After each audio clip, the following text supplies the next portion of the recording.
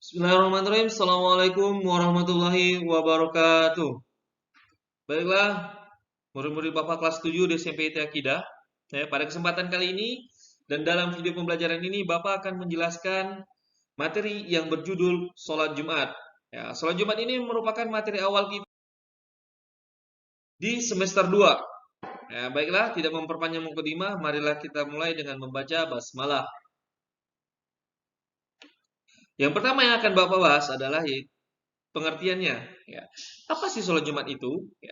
Walaupun kalian telah melakukannya, melaksanakannya, mungkin sebagian dari kalian tidak mengerti. Sholat Jumat itu adalah sholat yang dilakukan pada hari Jumat bertepatan di waktu zuhur, ataupun sekali dalam seminggu, pengganti dari sholat zuhur tadi di hari Jumat.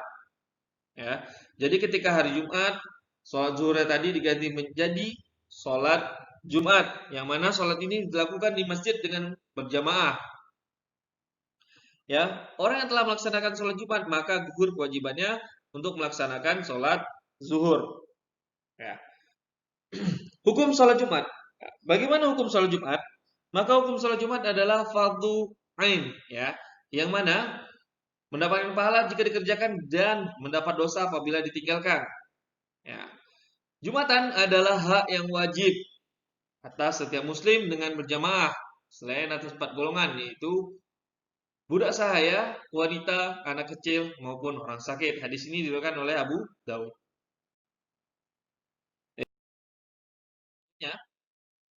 Yaitu syarat wajibnya sholat Jumat. Di sini Bapak jelaskan ada 6, walaupun mungkin di buku kalian ada 7. Maka Bapak jelaskan yang pertama yaitu muslim yang sudah balik, yaitu balik mengerti mana yang baik dan buruk dan berakal. Laki-laki, lalu bagaimana dengan perempuan? Apakah boleh melaksanakan sholat Jumat? Boleh. Orang yang merdeka, orang yang tidak memiliki halangan atau uzur, tidak dalam keadaan safar. Lantas orang safar jika melaksanakan sholat Jumat boleh nggak? Diperbolehkan. Karena apa? Di zaman sekarang ini, misalnya kalian dalam perjalanan dalam mobil ataupun perjalanan yang ada di dalam, misalnya kemungkinan kalau di pesawat mungkin tidak ada, di kereta tidak ada. Namun apabila kalian melakukan perjalanan safar memakai mobil, kalian bisa di persinggahan.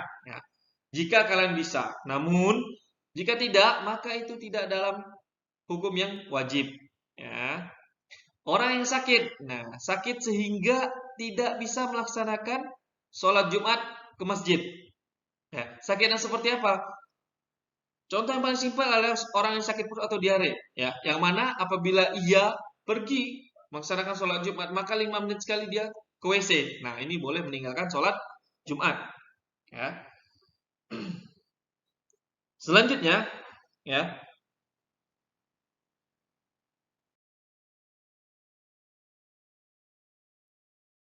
yang akan Bapak jelaskan adalah syarat sahnya sholat Jumat. Adapun syarat sahnya sholat Jumat adalah yang pertama, diadakan di daerah pemukiman ataupun perumahan. Umumnya di zaman sekarang ini di setiap perumahan memiliki masjid masjid akbar ataupun masjid yang dipergunakan untuk sholat Jumat. Berjamaah dan dikerjakan pada waktu zuhur. Selanjutnya, yang akan Bapak jelaskan adalah rukun sholat Jumat. Untuk rukunnya sendiri, di sini dijelaskan ada 12, yaitu berdiri bagi yang mampu. Jika duduk orang tua, itu terkadang ada yang membawa kursi ataupun kursi roda. Nah, itu tidak mengapa. Niat, lalu melakukan takbiratul ihram, membaca surah Al-Fatihah, ruku serta tumak ninah, iktidal dengan tumak ninah, sujud 2 kali serta tumak ninah, duduk di antara 2 sujud serta tumak ninah, duduk tasyahud akhir, membaca tasyahud akhir, salam dan tertib. Berapa jumlah rakaatnya? Jumlah rakaat sholat Jumat sama-sama kita ketahui yaitu 2 rakaat.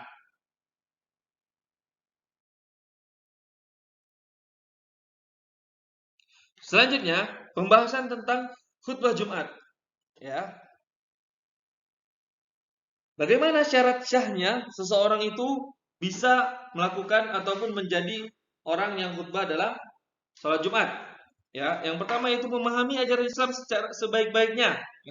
Yang paling penting adalah dalam hal akidah, ibadah dan akhlak. mengetahui berbagai hal yang berkaitan dengan khutbah Jumat, seperti syarat, rukun, sunnah, dan makruhnya khutbah. Fasih dalam melafalkan ayat-ayat Al-Quran dan hadis Nabi Shallallahu Alaihi Wasallam.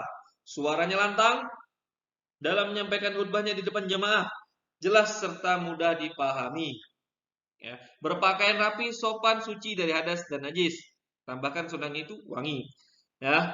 Orang yang sudah balik, bertakwa, soleh dalam kehidupannya, berakhlak mulia dan terpuji, serta bukan orang yang fasik dan munafik. Nah, orang yang sayang dan disayangi oleh masyarakat dan bukan dibenci masyarakat. Ya. Fungsi dan manfaat khutbah. Ya. Ada fungsinya.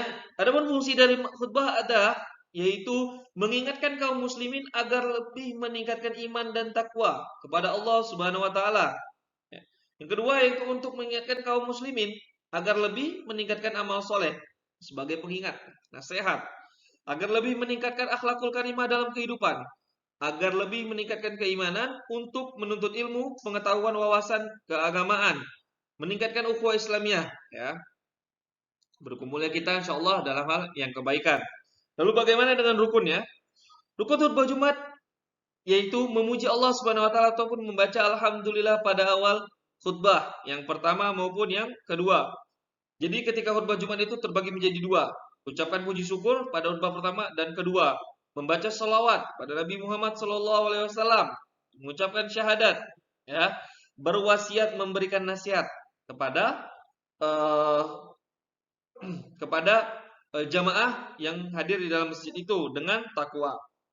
Lalu membaca Al-Quran pada salah satu khutbah.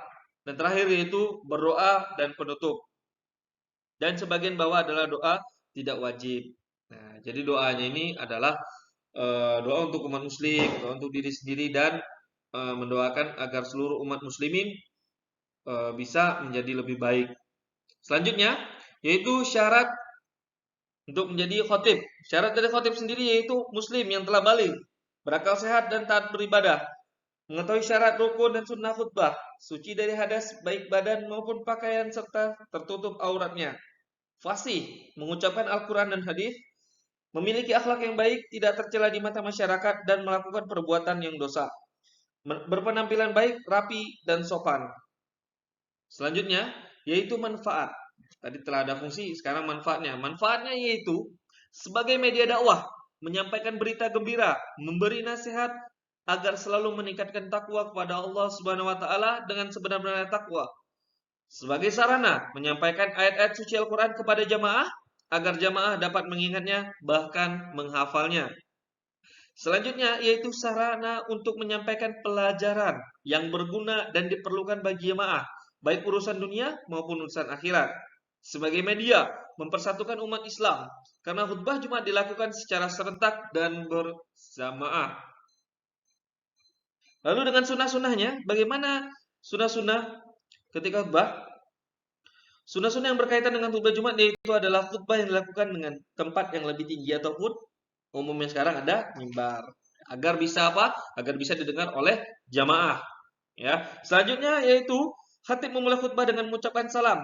Khatib hendaknya duduk setelah mengucapkan salam. Jadi pada umumnya kalian lihat, Assalamualaikum warahmatullahi wabarakatuh. Khatibnya duduk lagi, kadang ada azan lagi. Lalu membaca surat Al-Ikhlas waktu duduk di antara dua khutbah. Ya, setelah khutbah pertama maka khatibnya akan duduk kembali. Ya. Nah ini di sini membaca surat Al-Ikhlas. Khutbah diucapkan dengan jelas dan mudah dipahami, bukan lama, ya kan, tetapi singkat, padat dan jelas. Ya. Khutbah hendaknya tidak terlalu panjang ataupun terlalu singkat, ya, seperti Bapak bilangan tadi, yaitu singkat, padat dan jelas. Dalam menyampaikan khutbahnya, khatib hendaknya menghadap ke arah jamaah dan tidak berputar-putar ke kanan dan ke kiri. Fokus terhadap jamaah, pandangi jamaahnya, ya agar apa? Agar fokus. Ketika kita fokus menyampaikan, semoga juga jamaahnya fokus untuk mendengarkan. Dan khatib hendaknya menertibkan rukun khutbah. Ya, jadi rukun khutbah tadi ditertibkan oleh khatibnya. Selanjutnya adalah halangan sholat Jumat. Ya, halangan sholat Jumat. Dalam hal ini Bapak membuat dua, yaitu halangan sholat Jumat yang pertama adalah sakit. Ya, orang yang sakit tidak diwajibkan, sebagaimana hadis yang pertama kali Bapak ucapkan di awal, ya, untuk tidak melaksanakan sholat Jumat. Orang sakit, yang mana sakitnya menghalangi dia untuk melakukan sholat Jumat. Ya, berdasarkan hadis yang diriwayatkan oleh eh, Abu Daud dan Hakim. Lalu hujan yang lebat, becek dan banjir. Apabila ada seseorang yang tidak melaksanakan sholat Jumat karena hal tersebut, maka hukumnya tidak mengapa. Akan tetapi ingat, wajib menggantinya menjadi sholat zuhur. Karena hujan yang lebat dalam keadaan becek maupun banjir merupakan salah satu kesulitan ketika akan pergi ke masjid melaksanakan sholat Jumat. Namanya uzur alam ya. Lalu tidak lupa pula Bapak ingin menyampaikannya hal-hal penting, yaitu sunnah-sunnah berkaitan dengan sholat Jumat tersebut. Ya. Disunahkan mandi pada hari Jumat. Ya, bagi orang yang ingin melaksanakan sholat Jumat, berhias memakai pakaian wangi, bukan make up ya. Maksudnya berhias di sini adalah memakai pakaian yang rapi, pakaian yang menutupi aurat dan dianjurkan berwarna putih, memakai wangi-wangian, ya, memotong kuku, menggunting kumis dan menyisir rambut. Ya. Sini ada hadis yang ingin Bapak sampaikan yaitu dari Abu Hurairah radhiyallahu anhu bahwa Rasulullah Shallallahu alaihi wasallam memotong kuku, menggunting kumis pada hari Jumat sebelum beliau pergi sholat. Hadis Bukhari dan Tabrani. Ya, segera pergi untuk melaksanakan sholat Jumat dengan berjalan kaki jika memang masjidnya dekat. Lalu kalau naik motor, naik mobil gimana Pak? Tidak mengapa. Lalu hendaklah ia membaca Al-Quran ataupun zikir sebelum khutbah. Ya. Baca Al-Quran yang paling baik dilakukan pada hari Jumat yaitu adalah membaca surat Al-Kahfi. Sebagaimana hadis riwayat Hakim ya dari Abu Sa'id Al-Khudri radhiyallahu an, Nabi Muhammad sallallahu alaihi wasallam beliau bersabda, barang siapa yang membaca surah Al-Kahfi pada hari Jumat, maka cahaya antara Jumatain yaitu antara hari Jumat sekarang dan Jumat berikutnya akan menyinarinya. Dan hendaklah memperbanyak doa dan salawat atas baginda Nabi sallallahu alaihi wasallam pada hari Jumat dan pada malamnya. Ya. Ini hadis dari Baihaqi yaitu dari Abu Umamah bahwa Rasulullah Shallallahu Alaihi Wasallam telah bersabda, hendaklah kamu memperbanyak membaca salawat atasku pada malam dan hari Jumat. Maka barang siapa yang membaca satu salat atasku akan memberikannya 10 berkat atau kebaikan. Hadis riwayat Baihaqi.